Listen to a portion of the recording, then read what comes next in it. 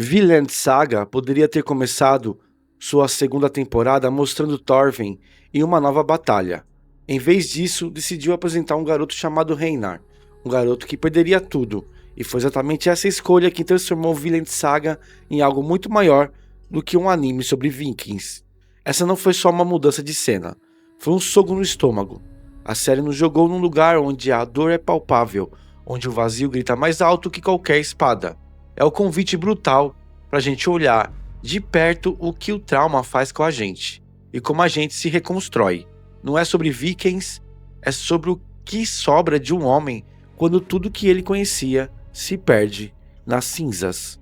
Lembra da primeira temporada? Era uma dança de sangue, uma sinfonia de ódio.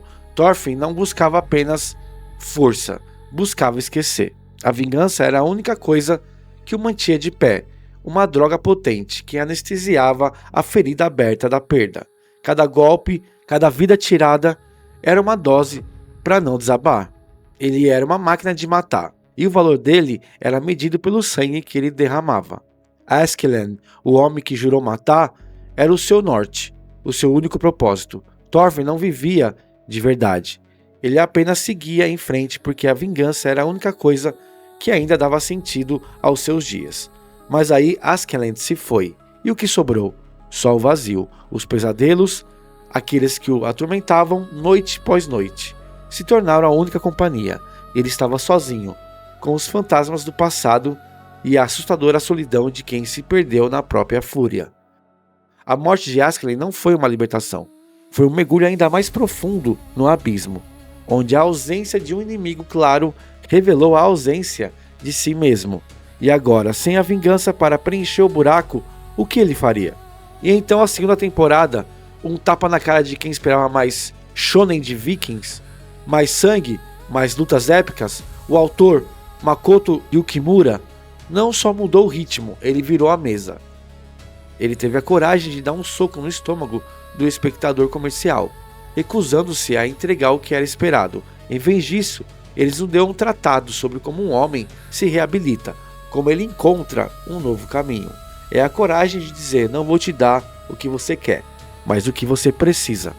É a transição de uma história de ação para uma de alma, de uma saga de vingança para uma jornada de autodescoberta. O público é convidado a crescer junto com Thorfinn, a abandonar a sétima violência e a buscar um significado mais profundo. Mas o verdadeiro motivo pelo qual a temporada funciona não é Thorfinn, é um personagem que perdeu tudo antes mesmo do protagonista começar a mudar. Nesse cenário de desconstrução surge Reinar. A vida dele antes da escravidão era um campo florido de inocência, um contraste gritante com o inferno que Thorfinn conheceu desde o berço. Mas esse campo foi brutalmente pisoteado. Um trauma de ver a família massacrada, de ser arrancado da terra e virar mercadoria, deixou Reinar uma dor que nunca cicatrizaria. Ele é o espelho invertido de Thorfinn. Reinar conheceu o amor e a paz antes da dor, enquanto Thorfinn só conheceu a guerra e a vingança. A chegada de Reinar à fazenda não é só um evento, é um lembrete constante do que foi perdido e do que ainda pode ser resgatado. Reinar carrega o peso da inocência quebrada, a memória de vida de um mundo que foi roubado. A dor dele é diferente da de Thorfinn. É uma dor de perda, de luto, de um futuro que nunca se concretizará. Mas é também uma dor que o conecta à humanidade, que impede de se tornar vazio. Ele é a personificação da esperança, mesmo no desespero. Um farol de luz no mundo de escuridão. E é ele quem vai, sem saber, acender uma faísca no coração de Thorfinn. Este é o ponto de virada, o momento em que a alma de Thorfinn começa a ser cultivada. A amizade entre os dois homens, quebrados pelo sistema, nasce não em batalhas épicas, mas no silêncio da labuta diária. O ato simples de derrubar as árvores e compartilhar o silêncio devolve a Thorfinn um senso de propósito que a vingança jamais pôde oferecer. É um retorno à terra, à simplicidade da existência, o antídoto para a complexidade tóxica da guerra. A empatia de Reinar e seus sonhos de liberdades e de uma vida pacífica agem como um despertador para a mente de Thorfinn, que estava perdida em si mesmo. Lembro do sonho do poço, onde Thorfinn vê as almas do que matou, e Reinar o puxa de volta. Reinar não usou uma espada para salvar a alma de Thorfinn. Ele usou a humanidade, a conexão genuína, a esperança de um futuro que não fosse atingido de sangue. É a prova de que a verdadeira força reside na capacidade de construir e não de destruir. A interação entre eles é um estudo de caso sobre como a gente se reconecta com quem a gente é, onde um encontra no outro a validação e o apoio para transcender o trauma. Thorfinn, que antes só via o mundo pela lente da violência, começa a enxergar a beleza na criação, na cooperação, na possibilidade de um futuro pacífico.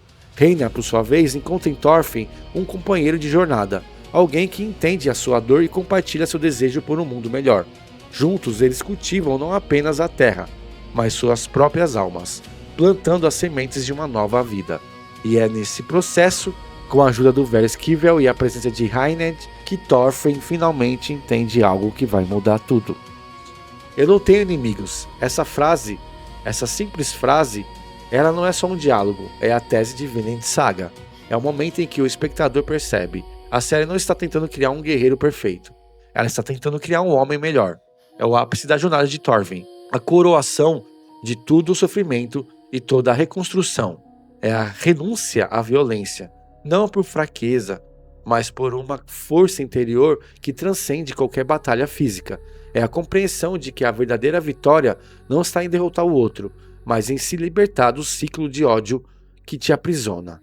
Essa frase, dita por um homem que viveu a guerra em sua forma mais brutal, é um manifesto, é a coragem de perdoar o imperdoável, de carregar o peso dos seus erros do passado, não como uma âncora, mas como um lembrete constante de quem você foi, sem deixar isso defina quem você será.